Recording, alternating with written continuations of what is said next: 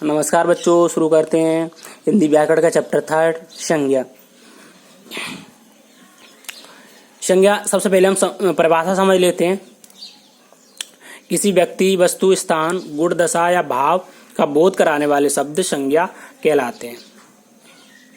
यह शब्द आए व्यक्ति, वस्तु, स्थान, गुण, दशा या भाव।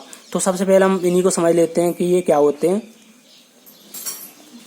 जैसे व्यक्ति, अगर व्यक्ति पूछा जाए तो व्यक्ति कोई भी नाम हो, राम, श्याम, मोहन, तो ये सभी व्यक्ति हैं। ऐसी वस्तु जैसे पुस्तक, पेन, बैग इत्यादि, ये सभी वस्तु कहलाती हैं। स्थान, अगर स्थान पूछा जाए तो कोई भी आगरा, मुंबई, दिल्ली या किसी गांव का नाम हो, खंडेर, फतेहाबाद, तो ये सभी एक स्थान के अंतर्गत आती हैं। ऐसी किसी गुण, अच्छा, बुरा, तो ये सभी एक गुण होते हैं। ऐसी दशा या भाव, यानी किसी हमारे आंतरिक किसी व्यक्ति के प्रति या वस्तु के प्रति जो भाव निकलते हैं, उन सभी को हम भाव कहते हैं। इस प्रकार हमने इन सभी शब्दों का अर्थ समझ लिया। तो जो एग्जाम्पल है उसे देखते हैं। जैसे संज्ञा का जो एग्जाम्पल दिया, उदाहरण दिया है राम, तो राम यहाँ देखा आपने कि राम है वह एक व्यक्ति है, ऐसी पुस्तक एक वस्तु है, आगरा एक स्थान है, ऐसे सुंदर एक गुण है इत्यादि। तो इन सभी को हम कह सकते हैं कि ये सभी संज्ञा के अंतर्गत आते हैं। या हम एक बार पुनः संज्ञा को समझ लें। किसी व्यक्ति, वस्तु, स्थान, गुण, दशा या भाव का बोध कराने वाले शब्द संज्ञा कहलाते हैं। संज्ञा के कुछ भेद होते हैं। जैसे संज्ञा के जो मुख्यतः भेद हैं वह 3 हैं: व्यक्तिवाचक, जातिवाचक और भाववाचक। और जो जातिवाचक है उसके भी 2 भाग होते हैं। नंबर 1 पदार्थवाचक या द्रव्यवाचक और नंबर 2 समूहवाचक। तो इन सभी को हम परिभाषा सहित और उदाहरण सहित सभी को एक एक करके समझ लेते हैं। जैसे नंबर 1 व्यक्तिवाचक, पहला नंबर है वो व्यक्तिवाचक है। तो व्यक्तिवाचक को समझ लें। क्या व्यक्तिवाचक संज्ञा किसे कहते हैं? किसी एक व्यक्ति, वस्तु, स्थान का बोध कराने वाले शब्द व्यक्तिवाचक संज्ञा कहलाते हैं। या हम दूसरी परिभाषा में कह सकते हैं कि किसी एक विशेष व्यक्ति, विशेष स्थान या विशेष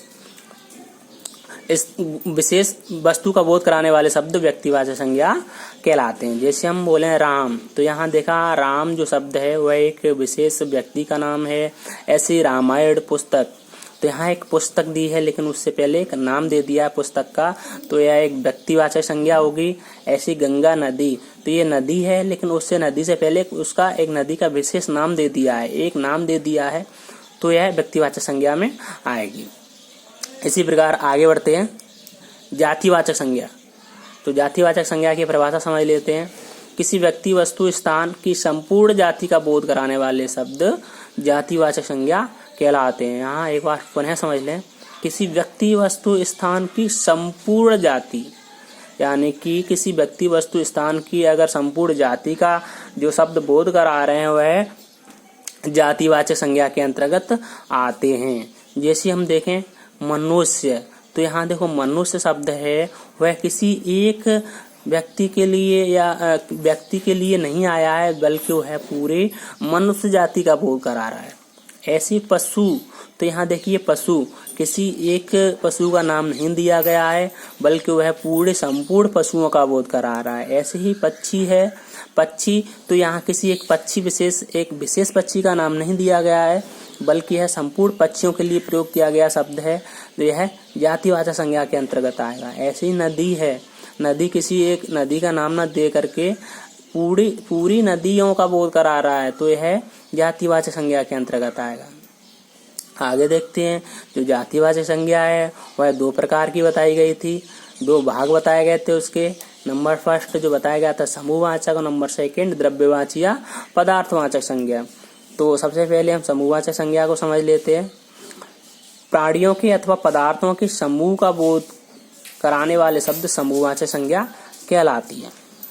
यानी कि जब कोई शब्द प्राणियों के अथवा पदार्थों के समूह का बोध कराए, तो यहाँ शब्द आया समूह। तो सबसे पहले हम ये पूछते हैं सभी से क्या समूह क्या होता है। तो हम समझ लें कि समूह क्या होता है। एक से अधिक व्यक्तियों का समूह, एक से अधिक व्यक्ति व्यक्तियों से मिलकर के एक समूह का निर्माण होता है। एक बार पुनः समझ लें कि जो समूह होता है वह एक से अधिक व्यक्तियों से मिलकर के बना होता है। तो नीचे देखते हैं जैसे परिवार, तो परिवार देखा आपने कि परिवार में सभी लोग रहते हैं, तो परिवार में देखा कि सभी व्यक्तियों से मिलकर के एक परिवार का निर्माण होता है। ऐसी सभा और दल किसी भी एक व्यक्ति से मिलकर नहीं बने होते हैं, बल्कि एक से अधिक व्यक्तियों से मिलकर के सभा या दल का निर्माण होता है।